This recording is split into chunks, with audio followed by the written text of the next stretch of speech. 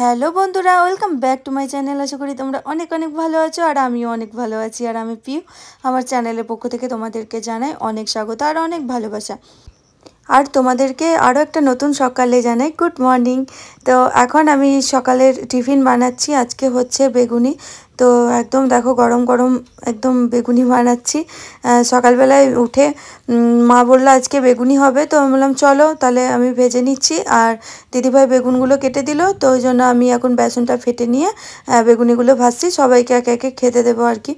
একে একে বলতে আমি তোমার দাদাভাইকে দেবো, আর দিদিভাই দাদাভাইকে দেবে, আর মা বাবাকে দেবে। তো তারপরে ছাদে এদিকে কিছু বালিশের কভারগুলো নোংরা হয়েছিল, যেহেতু আমি থাকি না, অনেক দিন পর পর আসি, তো সেই জন্য নোংরা বালিশের কভারগুলো শুতে ভালো লাগে না। ওই জন্য দেখলাম একটু পরিষ্কার করে নিয়ে আমি ওয়াশিং মেশিনে ভরে দিয়ে গেছিলাম, আর দিদিভাই এগুলো মেলে দিয়েছিল।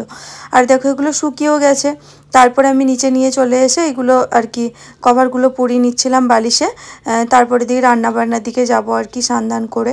তো সকাল সকাল কেচে দিয়েছিলাম, ওই জন্য সুতির ছোটো ছোটো কাপড়, তো ওই জন্য সকাল সকাল শুকিয়েও গেছিলো। তো আজকের ভিডিও হচ্ছে আমি সারাদিন কিভাবে কাটাই, আর সাথে পার্লারে গিয়ে নিজের লুকটা চেঞ্জ করে এলাম, সেটাই তোমাদের সাথে শেয়ার করব। তো তোমরা চলো দেখতে থাকো, আশা করি আজকের ভিডিও তোমাদের অনেক অনেক ভালো লাগবে। আর এখন আমি এই যে বালিশের কভারগুলো একটা একটা করে পরিয়ে নেবো, তো তোমরা চলো দেখতে থাকো।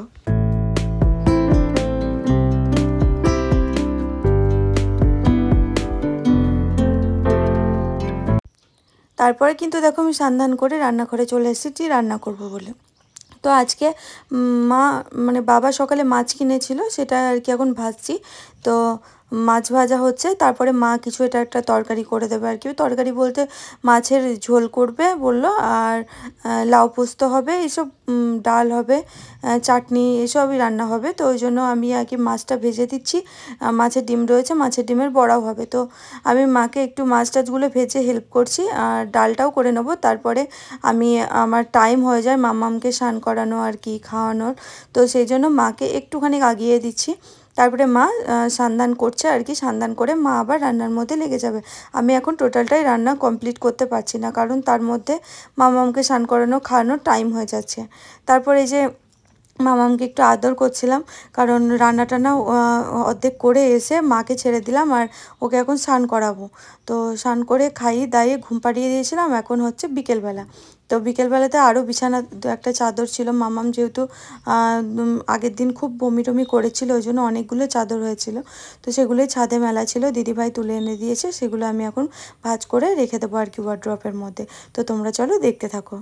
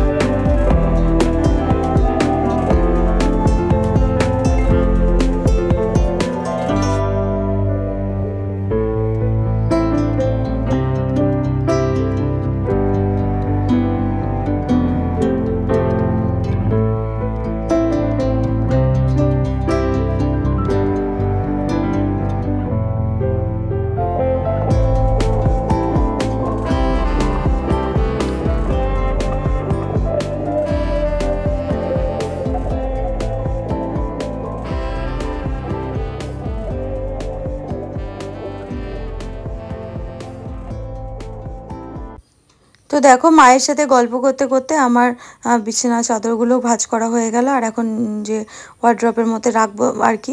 তো একটা ওখানে রেখে দিলাম, আর একটা আমার ওয়ার্ড্রপে রাখবো। আর এগুলো হচ্ছে আমাদের বাড়ির গাছের জাম, কি মিষ্টি গো, আর কি ভালো খেতে। আমি যদি না যেতাম তাহলে পেতামই না, তোমাদের দাদাভাই তো এনেই দেয় না কিচ্ছু, বাড়ি থেকে কিচ্ছু আনে না। তো আমি গেলাম বলে খেতে পেলাম আর কি। বলছিল, আমি ভাবছিলাম তুমি কবে আসবা, জাম খাবে। আর আমি জাম খেতে এইসব খেজুর খেতে এইসব বেশি ভালোবাসি আর কি। তো এখন একটু স্টেশনে যাচ্ছি মাম্মামকে ট্রেন দেখাতে, তো চলো দেখতে থাকো।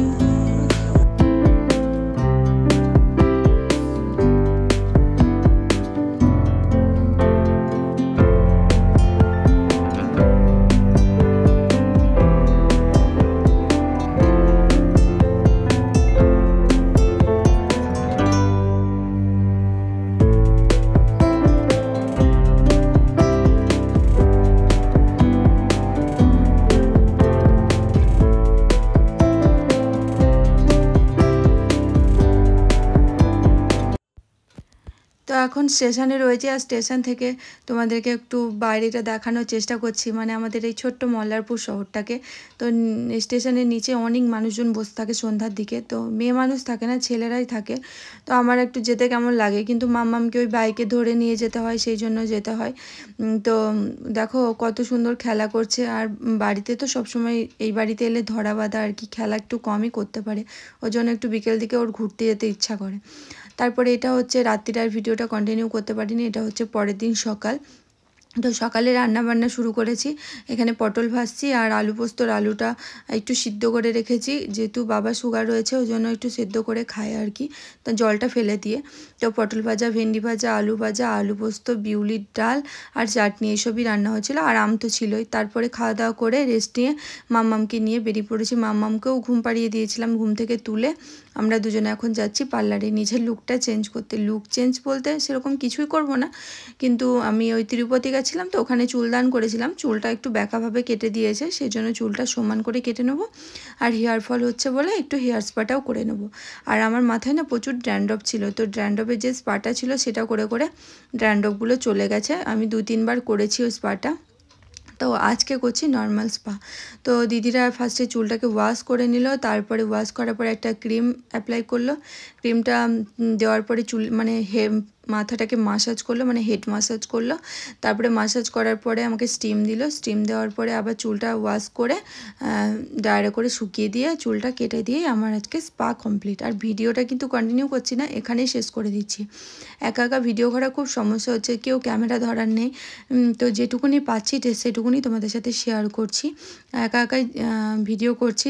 এই অ্যাপেলের আর কি ফ্রন্ট ক্যামেরাটা খুব সুন্দর নয় আর কি, ব্যাক ক্যামেরাটা বেশি সুন্দর।